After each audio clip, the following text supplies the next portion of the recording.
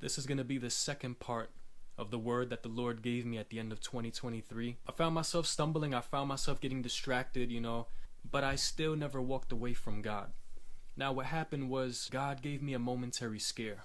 A random video popped up that said January 1, 2024 Rapture. Now, I know what you're saying, and I agree with you.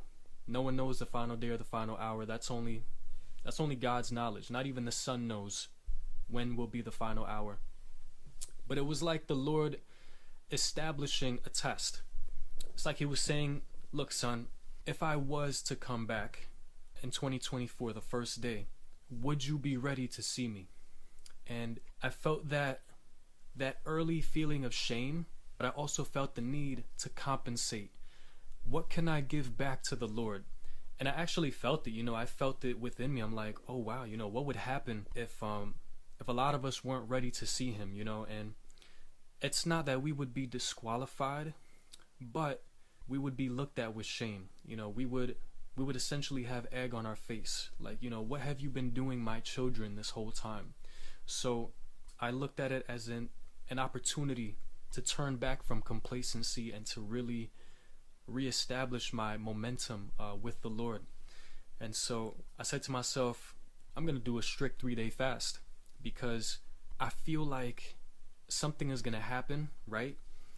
And I thought about that passage in Exodus, and I have it right here in front of me, where the Lord said to Moses, go to the people and consecrate them today and tomorrow, and let them wash their clothes, and let them be ready for the third day. For on the third day the Lord will come down upon Mount Sinai in the sight of all the people. That was the word that he gave me. And so there's many other passages. This is like a tremendous word that just hit me all at once before 2024 started. So I said to myself, okay, if the rapture was going to happen January 1st, right? What would I need to do to prepare?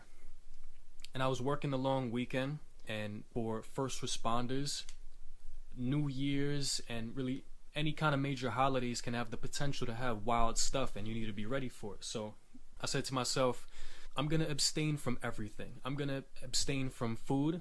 I'm going to abstain from meaningless entertainment. I'm going to abstain from temptations of the flesh. I'm just going to consecrate myself with the Lord. I'm going to pray to him day and night, and I'm going to depend on his strength, right?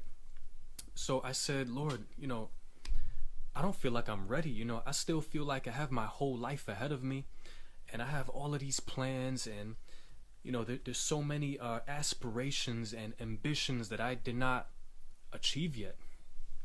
And then he spoke to me in the middle of that weekend, and he said, son, do you not know the state of the world right now? Do you not know that things are getting dark? And what would we do with these aspirations? What would we do with these opportunities? If we can have all of the money in the world, would that change anything? And is there currency in heaven? So it's like God was reminding me of that passage, don't boast about tomorrow. You don't know what tomorrow would bring. And I have it right in front of me right here. This is Proverbs 27 verse 1. Do not boast about tomorrow, for you do not know what a day may bring forth. And so I thought about it, and I said to myself, okay, if the Lord comes back right now, we're leaving everything behind. We're not taking no possessions.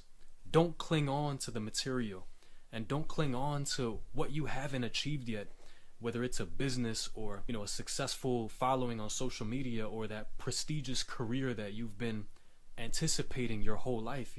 God is saying, I am greater than anything that you can have here in this world. And I need to remind you that this world is passing away. There would be absolutely no reason to cling on to things in this life, because you should know that what I have to offer in paradise is greater than anything that you can imagine. And eyes have not seen and ears have not heard what God has in store for those who love him.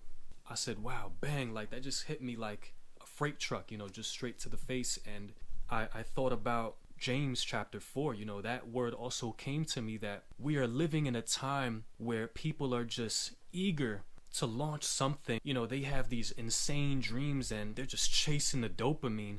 The Bible is saying that it's sinful. This is James chapter 4, verses 13 through 15. Come now, you who say, today or tomorrow we will go to such and such a city, spend a year there, buy and sell and make a profit, whereas you do not know what will happen tomorrow.